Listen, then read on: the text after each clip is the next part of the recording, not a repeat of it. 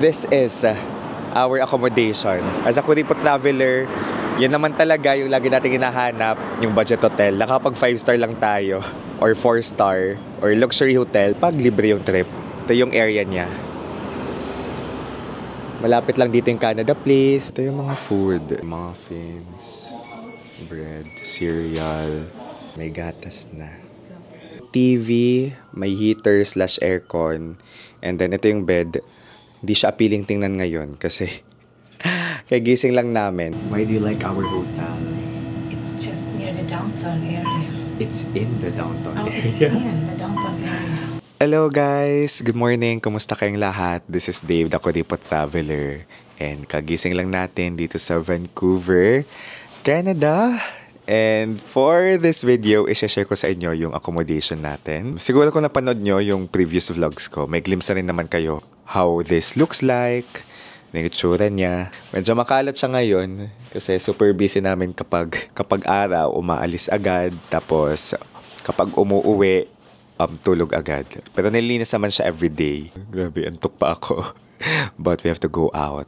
Kasi kailangan natin maximize yung tour natin dito. So, ang nakakatuwa, nandito siya sa heart of downtown area. So, malapit siya sa tourist spots such as Stanley Park na 17-minute walk from here. Canada Place, I think mga 5-minute walk from here. Gastown, ang lapit lang nito, siguro 5 to 10-minute walk yung Gastown. This accommodation, it's called Days Inn Downtown or Days Inn by Windham. May free wifi naman. Nabook natin to sa Agoda. So kung magbubook kayo ng hotel sa Agoda, you can use my code, Dave Agoda, para maka-discount kayo. Kung magbubook naman kayo ng activities sa Klook, you can use my code, Dave Ginukluk, para maka-discount din kayo. Alright? Activities, hotels, travel items like eSIM.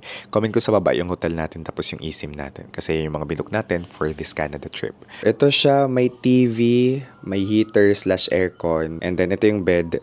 Hindi siya appealing tingnan ngayon kasi kagising lang namin. Pero inaayos naman siya everyday. Lampshade, may clock. Ayan, may mga tissue, sorry.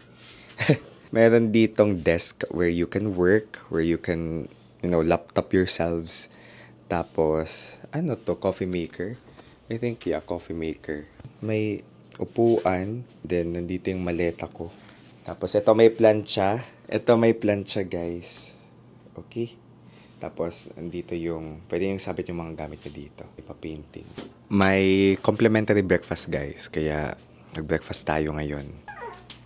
Ito mga bagong gising lang. Nasa 7th floor pala tayo. Tara. Ang swerte pala namin kasi as in na-realize ko, shocks, ang swerte namin kasi napaka-walking distance lang nito sa everything. Like when my friends who are here in Vancouver, nalalaman nila na downtown kami. Oh, nice, downtown. Yeah, malapit lang workplace or malapit lang tinitirahan dito. Tapos, malapit lang to sa station. Ayan, may bumaba sa lobby. Tapos yung train station, so from airport, nag-train lang tayo papunta dito. It's called Waterfront Station. Like, 6-minute walk. Tara, dito yung breakfast area.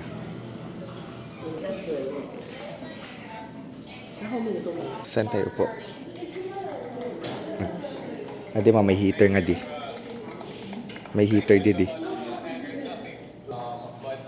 Mag-election pala sa Canada, kaya yun yung naman ng balita. I think that's a debate.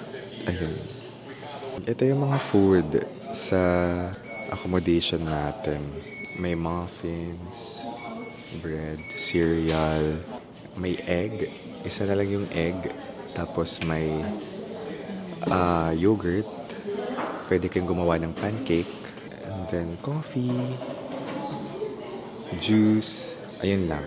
Pero at least meron, diba? May makain tayo before tayo lumabas. Ayan, may gatas na. Great. Nag-aantay si mama. 3 minutes yung paggawa ng pancake. 3 minutes rather. Kain tayo, guys. So, meron tayong yogurt dito. Cereal, my favorite. Ayun. Compute ko nga magkano yung per night natin dito. Pero I think nasa 25,000 binayaran ko dito for 2 kasi dalawa naman kami ni mama. So, budget hotel lang to. Yung prioritize ko talaga na i-search ay yung malapit sa, ay yung nasa downtown area mismo. Days in Vancouver. Days in Vancouver. So 3 nights divided by 3. Nasa 8.2k per night. Medyo mahal to, no? Ito na egg. Pero kasi Vancouver eh. Ah, may egg na ma. Oh, yeah. So 8,232.03 pesos per night. Tapos nag-deposit tayo ng around 6,000 pesos. Yun. Ito siya. Oh, yan yung binook natin. It's in the heart of downtown. So yung breakfast dito guys, walang rice. Okay. Ano lang, cereal, tinapay, tapos yogurt. Pero okay na. Yung siya, experience namin yung sa Singapore na buffet na daming choices ng food. May pasta pa nga yun. May rice. Kumuha din tayo ng egg for the protein. Nilagay ko na siya sa plato ng sa plato ng bread kanina. Yan si mama nanonood ng balita. Busog na yan. We're back in the room. Kita ko sa inyo yung labas. Napag-anong tao sa labas. Ah, kasi Good Friday ngayon. It's a holiday in Canada. Tapos ito yung toilet. Okay naman. Malinis. Okay na. Pero alam mong budget hotel siya. Look. Ito yung kanyang toilet. May blower. May blower pala. May complimentary pa pala guys. Di ko na pasok. May complimentary coffee. Ito yung mga sugar, coffee mate. Pen. Ah, may ballpen pa pala. May sulatan. Okay. May susuratan. Tapos may tissue. Ganon. Yeah. Yan, may mga complimentary cup. Ganon. Ayan, nakaligo na tayo at lalabas na. It's 11:47. And ito yung TV, open na siya.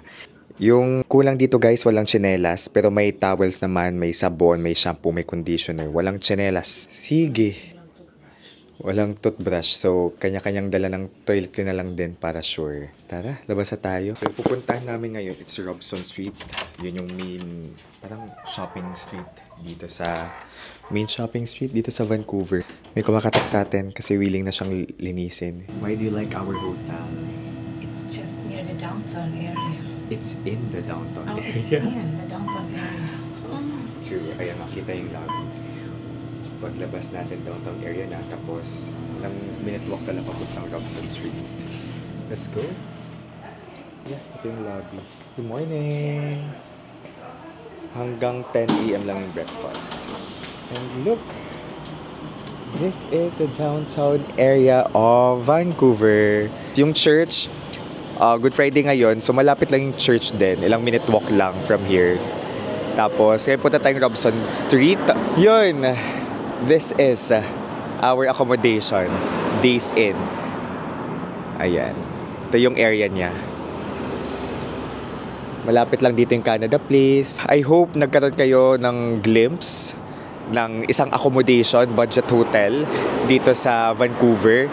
As a Kuripo traveler, yan naman talaga yung lagi natin hinahanap, yung budget hotel. Nakapag 5-star lang tayo or 4-star or luxury hotel tulad nung San Diego hotel natin kapag libre yung trip. Pero kung tayo lang, di naman tayo maarte, kailangan lang talaga natin na matutulugan as long as comfortable, accessible sa public transportation. Ayan, no, may bus stop in front. Then okay na. Look, may bus stop in front. Yung bus papuntang Grouse Mountain, yung pinakauna natin pinuntahan kahapon, malapit lang din yung bus stop. This is Dave guys, the Kuripo Traveler here from Vancouver, Canada. Let's live our best lives. Bye-bye!